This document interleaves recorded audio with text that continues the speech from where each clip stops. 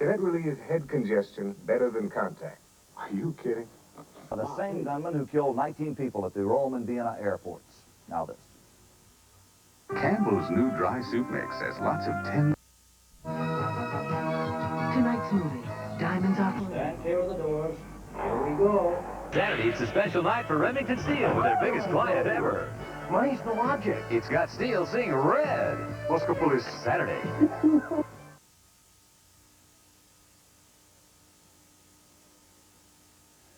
We reported earlier that the number of Americans carrying the AIDS virus varies anywhere from 1 to 2 million.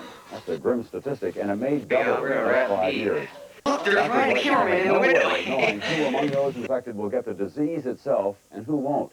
The truth is, we don't know how long the incubation period can extend. We know that someone can get infected and have serious problems within a year or two, and then the upper limit has been extended to 7 years or so. The long-term consequences of infection with this virus are still not known, and how long an incubation period it can have before producing disease, my guess would be, can be extremely long, that you might do well 10 and 20 years and still later might get a serious problem as an indirect or even direct effect of this virus. There are a lot of issues that still need to be studied that would help us understand why some people who are exposed to HTLV3 come down with a disease while others seem not to come down with the disease. There are issues related to the age of the patient upon contact with the virus. There are issues related to the dose of the virus or the route by which someone encounters the virus. Dr. Jaffe, in Atlanta tonight, a lot of people are wondering out there as they watch this program, I would guess, how do I know whether I have the antibody in my system? What do they do? Go to their family physician and get a regular blood test? Well, the antibody test is commercially available, and it would be possible for someone virtually anywhere in the country to get the test. The real question is, should they get the test? I think at this point there is not any general recommendation for people to get the test unless they perceive themselves to be at high risk. We're going to talk some more now about casual contact and AIDS. We've heard that the virus cannot be transmitted by casual social contact. Most experts also say that there is small danger of it spreading into the heterosexual community. But the public seems to have its toughest time in separating this fact from fiction in both cases. Can children contact AIDS by drinking fountains, glasses, and such? I would like to know if you can contact AIDS by kissing, touching, or just being around someone that has the disease. My concern is how a woman goes about getting it. Does she have to be with a homosexual person? And then if would she get it, if I was to go out with her, would I get it too? Dr. Boberding in San Francisco, that business about kissing and saliva, a lot of early speculation about the presence of the AIDS virus in saliva. What do we know now? Well, as you know, there have been reports that the virus can occasionally, and I stress occasionally, be found in saliva. On the other hand, there is absolutely no evidence that that represents any real risk for transmission of this disease. And I think the best examples we can look for are studies where families are examined, where one child has AIDS or is infected with the virus, and yet none of the other children, even after daily contact, none of the other children are infected with the virus. As you know, Dr. Boberding, some mothers are saying that we're not going to allow our children to go to school with another student who is infected with the virus because what if that child bites my child? Couldn't he or she then get AIDS? Well, I think the problem we have is that people are demanding with this disease absolute answers and absolute protection, and that's not a way we normally live our lives. What I would say is that the risk of that would seem to me to be very, very small in the case of school-age children at least, and that in the case of nursery-age children we do recommend that consideration be made to keeping the infected child out of a group setting. Dr. Brutman in Boston tonight, you heard that final question about how does a woman get AIDS? Does she get it only from a homosexual, and then if I have sex with her, do I run the risk of getting AIDS? How do you answer those kinds of questions?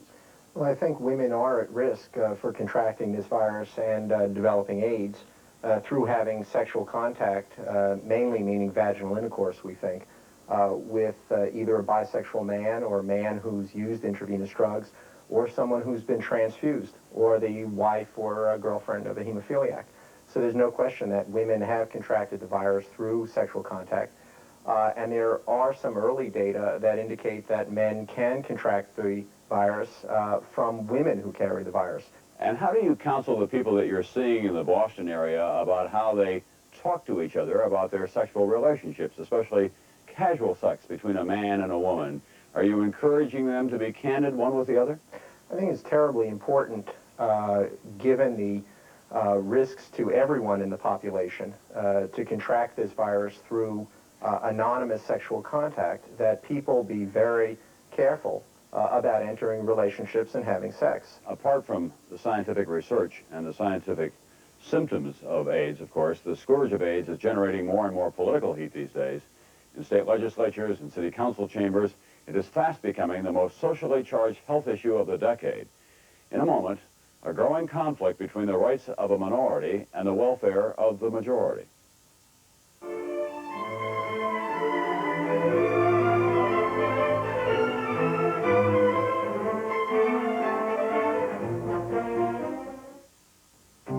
If you're missing something in your treatment of sinus or sinus cold, take maximum strength Sinutab with maximum decongestant to let you breathe again.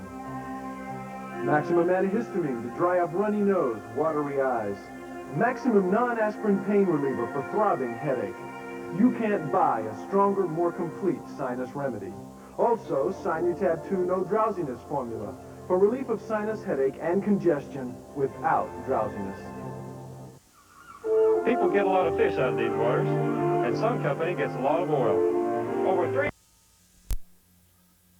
Super Bowl Sunday. The guys who put the fun back in football are now throwing America's biggest Quarantine. Texas considered one. All we want to do is medically isolate the person. And someone brought out that we have to keep them until death, and that isn't necessarily the case. An emotional issue, an ineffective way of dealing with the situation, and something which is very, very frightening to us. To be blunt, such a policy, and I quote, could not be enforced without the use of detailed sexual surveillance. Opposition was heated. State health officials dropped the idea. The U.S. Armed Forces began blood testing of recruits last October, but not without challenge.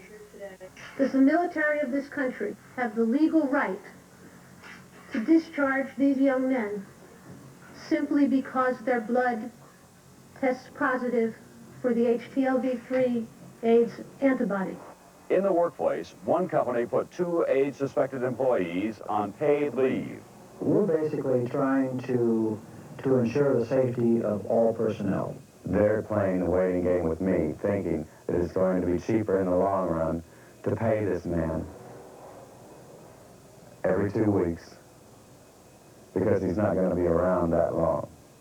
Now what we see is that most of the cases coming in are not from people with AIDS, but people who are perceived as having AIDS for one reason or another. Either they knew gay people platonically who had AIDS, or they had an IV drug-using boyfriend who had AIDS, that sort of thing. And we've seen that perception of AIDS as the fastest growing area of discrimination. Even children who peripherally knew somebody with AIDS were asked to leave school. Most states, most politicians were reluctant to put much public emphasis on the AIDS issue originally, partly because it seemed to be only a problem for homosexuals and other minorities, partly because its geographic focus was so limited.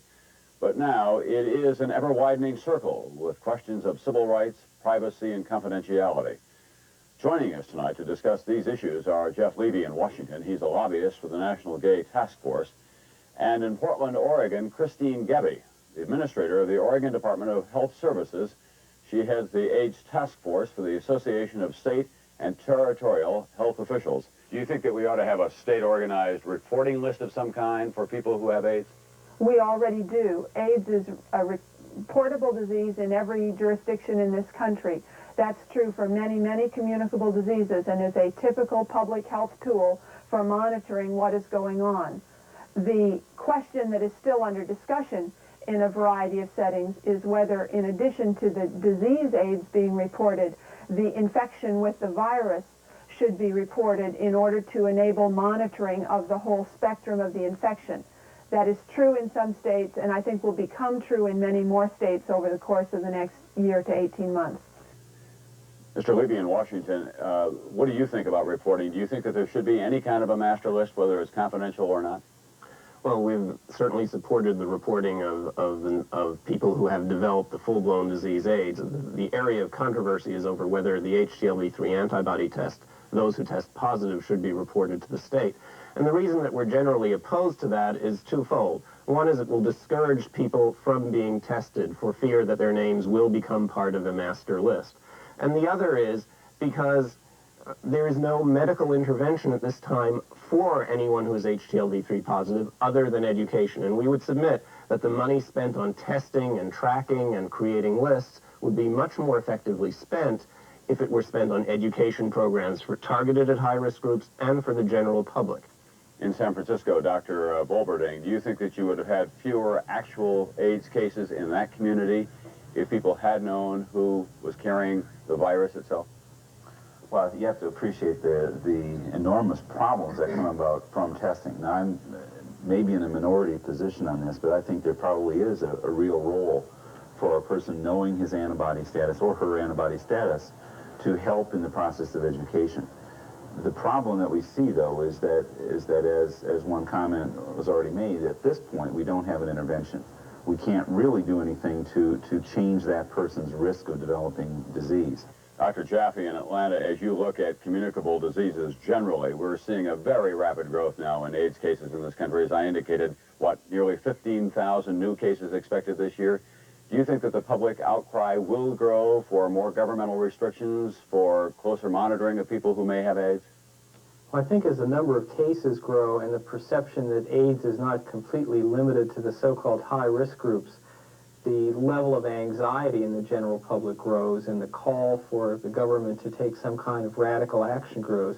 If everyone knew about safe sex, about risk reduction guidelines, they could protect themselves. And that's the sort of education, that's the sort of intervention, that's the sort of prevention that's going to be most effective and will not involve trampling on people's civil liberties. There's something I need to respond to that you said a little bit earlier, where you posed a division or placed in opposition civil liberties and public health. Good public health takes into account the civil liberties of those who are affected, because unless you're protecting those civil liberties, you're not going to get the cooperation and the support of the people whose cooperation you most need. I didn't mean to suggest that they were in opposition to one another. I think it's a question of how do you balance all of them, and that's a problem for society, whether it's public health or laws or education or whatever, and that's very much the situation that we have here. Education is one thing, but what about those people who are out there, and we've heard cases of them, who do have the AIDS virus, may even have the disease, and continue to pursue what has been described as the fast lane lifestyle? Well, those cases are very few and far between once effective education has been undertaken. And our first line of defense, I'm going to say over and over again, is good, effective education. In those rare instances where someone does behave in a way that threatens other people, there is perhaps a role for some kind of intervention. Mr. Lorenzini, you have AIDS. Once you discovered that you had AIDS, how did it affect your own lifestyle and how you treated that in terms of how you related to other people? I really feel like I've emphasized or tried to emphasize some kind of normalcy in my life, or continuing to try to be normal and live a normal lifestyle as anyone else would. Does that include sexual activity? Yes, it does. But you were candid with your partners? Very much so. I felt that it was an extremely important fact for them to know that I, in fact, had AIDS. And then that I also educated those individuals about what was safe sex and what wasn't. And in many cases, some of the people who I became intimate with didn't always have the know-how about safe sex. So it was my responsibility not only to warn them, but also to make it real clear to them about what was safe and what wasn't. Well, pardon me, but weren't you treated like a pariah once you told one of your prospective partners that you were carrying AIDS, that in fact you had the disease? Very definitely. But that was part of what was to be expected. But you're really putting that person at a terrible risk, and isn't that terribly unfair? I don't feel that way about it at all. I feel that when you follow the safe sex guidelines, that you, in fact, are not putting anybody at risk. And I'd also like to point out that while I do have the AIDS virus, there are many people out there who are showing no symptoms at all, who could possibly be even more contagious than I myself. More questions, more answers about life, death, and AIDS in just a moment.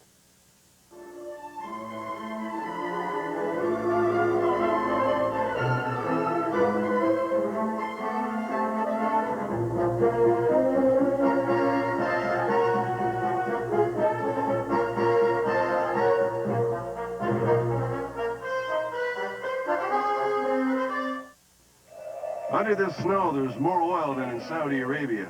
20 years ago, Sun Company developed a process to get oil from tar sands. Since then, a lot's developed around here. Jobs, a community, hockey teams. The energy's not just under the snow, it's everywhere, even on the ice. At Sun, we think that putting our energy back into a community is just as important as getting it out. Where there's sun, there's energy. You know, most any food or drink can cause bad breath. That's why I carry Clorettes, the breath deodorant. Only Clorettes has Actisol with chlorophyll, which helps your mouth's freshening power clean up bad breath fast. It's breath protection that tastes great. Of course, Clorettes cost more, but it's worth it. Clorettes, the breath deodorant, because you have bad breath more often than you think. Now try Clorette Stick Gum, a great new way to get great breath protection. Wednesday, a real-life detective story, and you could help solve it. See the all-new Missing Special. Then Black's magic sails for sunken treasure, thanks to Dad. What am I gonna do with you? And now he says ghosts have stolen the wreck. Would I lie to you? And on St. Elsewhere, has Jack slipped up for the last time? Sweet dreams. Wednesday. It's their first TV movie together. One was enough. Bob Hope and Don Amici, up to their necks in bodies and beauties. She's crazy about me. So act your age. With a glamorous gallery of star suspects. Can Bob outdo Don to find out who done it? Works on people. Feel more comfortable being alone. You have to do what's more comfortable for yourself. Sometimes you feel like being with people and they don't feel like being with you. And it's a scary feeling sometimes, but still one must never give up hope. A lot of them want to talk about death, and they can't do it with their family members or their lovers because that supportive network can't handle it right now. So they'll talk to the nurse, and he or she has that opportunity to be there to support this person. I can't do anything for them. I can't really, and I can't fix it. I can't make it better. I can't make it go away. But really what I can do is be there. That's the human side of AIDS. Dr. Grootman in Boston tonight. What about the people who are caring for AIDS victims, watching young people die left and right, day after day after day? Is there a burnout factor for them? I think it's very difficult emotionally. It's clearly most difficult for the person who has AIDS. But the emotional strain is felt by the nurses, physicians, everyone who encounters the patient, someone who's 25 or 30 years old, previously healthy and really in the prime of one's life, to sound a bit trite, but it's real, is afflicted with a really horrible disease with fevers, recurrent infections, a disfiguring cancer, and usually dies a premature and often, unfortunately, an uncomfortable death. It has a tremendous strain on the physicians and nurses taking care of these patients. I know you're a trained physician, but has it been especially difficult for you as well because you have been living with it 24 hours a day, I guess? I think it's very difficult. Being an oncologist, a cancer specialist, I had some background in caring for people who have terminal illness, but not really in this age group. And I think it's important, despite the emotional strain, to really fight and to try to help patients, to do research, to devise new strategies for treatment, and for patients who are really not eligible for this treatment, or patients who are in the terminal phase of the illness, what was said before in terms of being there and being supportive, I think is very important in helping someone with this disease. The more scientists learn about AIDS, the more complex it seems to be. There is evidence that it can invade the brain cells, for example. This is a computer scan of the brain of an AIDS patient, damage plainly evident to medical eyes. The theory is that the virus may have been dormant, maybe for years before striking. This is the same patient 4 months later. The prognosis now hopeless, even to the untrained eye. This patient died a month later. Doctors first became suspicious when certain neurological conditions cropped up in AIDS patients that couldn't otherwise be explained: mental disorientation, depression, impaired memory and judgment. Dr. Boberding in San Francisco, are we about to see a whole new generation of people who are somehow demented as a result of AIDS?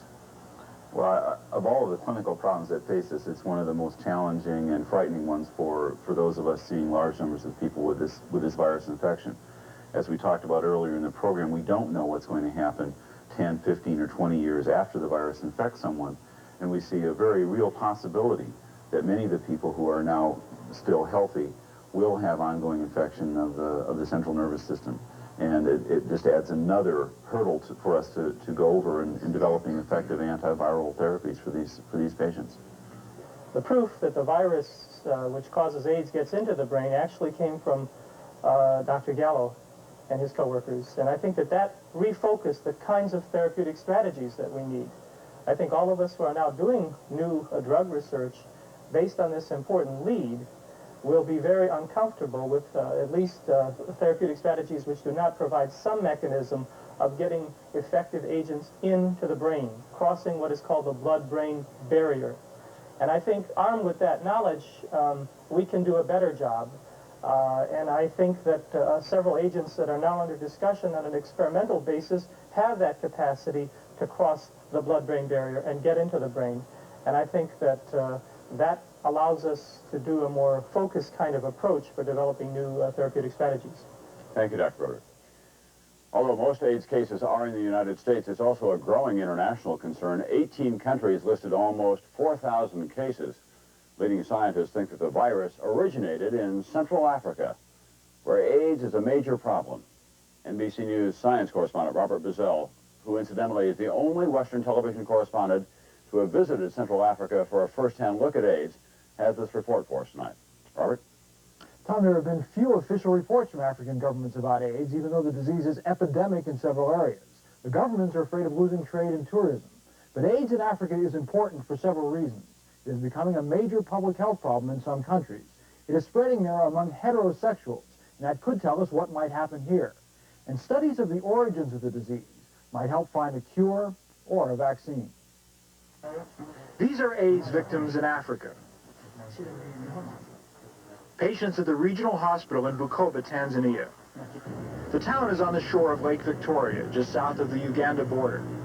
This is the area of equatorial East Africa, where AIDS has become an epidemic in recent years, infecting people in Uganda, Zaire, Rwanda, Burundi, Kenya, and Tanzania. During a visit to the tiny hospital in Bukoba, I was told that just as in the United States, the incidence of AIDS here has been increasing dramatically. The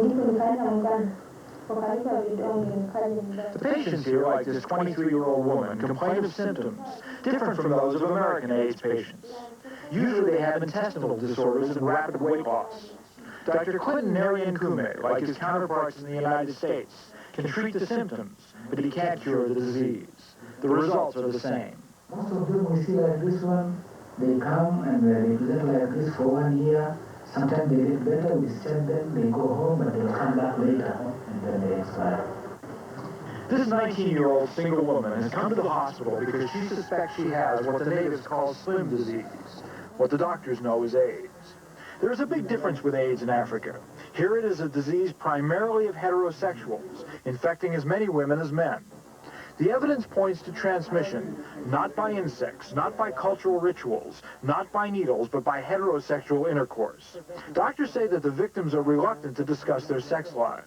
But we get an impression that a single young lady in this environment will be promiscuous. We think so. Because she's young, she's single, and she's not employed. And so we think she might be having more partners than they tell us. In some areas, the AIDS virus has already infected 10 to 20% of the entire population. Because of the extent of the disease in Africa, many American scientists say AIDS originated here, a concept which angers Africans, who say the rest of the world is trying to blame them for the disease. The researchers say the best evidence is that a harmless virus which infects the African green monkey mutated to become the AIDS virus. And they say studies of the history of the virus in Africa may help find a vaccine. A major question is, if AIDS is a disease of heterosexuals in Africa, why isn't it spreading more rapidly among heterosexuals in this country? So far, researchers have found no good answer. But we would be very complacent if we assumed that what is happening in Africa could not happen here. Tom? Thanks, Robert. Let's ask Dr. Gallo now about that very question. If it is happening in Africa, what should we know about what is going on there, and what is the application to the United States? Dr. Gallo? I don't know how much of analogies we can make from Africa because we don't have enough detailed information yet. Really, we don't know enough details to say that exactly what happened in Africa could happen in the United States. I would say that I see no reason that anyone should be panicking that the virus is spreading rapidly in the heterosexual population. That is just not true, and you've heard it said by everyone, and I would agree with that. That it can go heterosexually, I believe, is established. But I suspect if medical science doesn't intervene adequately and no other change occurs, population density or the way we live, that there'll be a very gradual increment in the heterosexual population, and then maybe in 50, 60, 70 years it would be a significant heterosexual problem. I don't imagine it's going to be a significant heterosexual problem in the very near future. The laboratory battle against AIDS doesn't look so helpless and hopeless if judged by the distance already traveled and not just the distance to go. I want to talk about that now, about where we are going from here and how far we have come. Dr. Gallo, when you mentioned earlier in the program that we are making real progress, are we just making death easier for AIDS victims? Are we making the process less painful than it might have been? Or are we seeing the real possibility of developing a vaccine, a light, if you will, on the horizon? We think during the coming year we'll see the first evidence of what I would like to call an effect or a dent on this disease. I speak not yet of a cure, but of a real effect on the virus that helps people with the disease. I don't think we need a miracle. I think what we need is continued hard work, a few more creative ideas to get over a few more hurdles, but that one can understand the etiologic agent now. We can grow it. We understand its genes to a certain degree. We understand a great deal of how this virus kills the critical cell of the immune system known as the T4 helper cell. We understand even something of the molecular mechanism already. Regarding a vaccine, there's a great deal of activity going on now. I don't think anyone is in a position to predict a vaccine will be effective next year or in 2 years or 3 years, but I do think that in the coming year or two we are in a position to be able to say, yes, a vaccine is likely, at least in a limited population, and likely to work without toxicity in X years by next year or the year after. Let me rephrase that and summarize it. Sometime in 86 or 87, I believe science will be in the position to answer your question as to when a vaccine should be available. The answer might be not for a long time, or it might be in a few years thereafter. There's enough ongoing work now that makes me state that as my best guess of what's going to occur. Dr. Gallo, let me ask Dr. Grootman, if I may. Are you getting enough money to do the kind of research that you need to do, Dr. Grootman? I think that after an initial period when there was very little money for research and even less money for education, Congress appropriated funds. I'm very concerned about the Graham-Rudman Amendment and the cuts both in the programs based at the National Institutes of Health as well as the cooperative programs. There have been a number of articles in the paper recently, and no one knows exactly what will be cut, but what is being threatened are educational programs, which I think are terribly important, and also some of the moves to have multi-center treatment trials for patients with AIDS. Thank you. And remember, if you have questions about any of the information in tonight's program, there should be a telephone number at the bottom of your screen. You can call the American Red Cross or other health agencies. Phone lines have been set up so that experts can take your calls. We'll be back with more on life, death, and AIDS in a moment.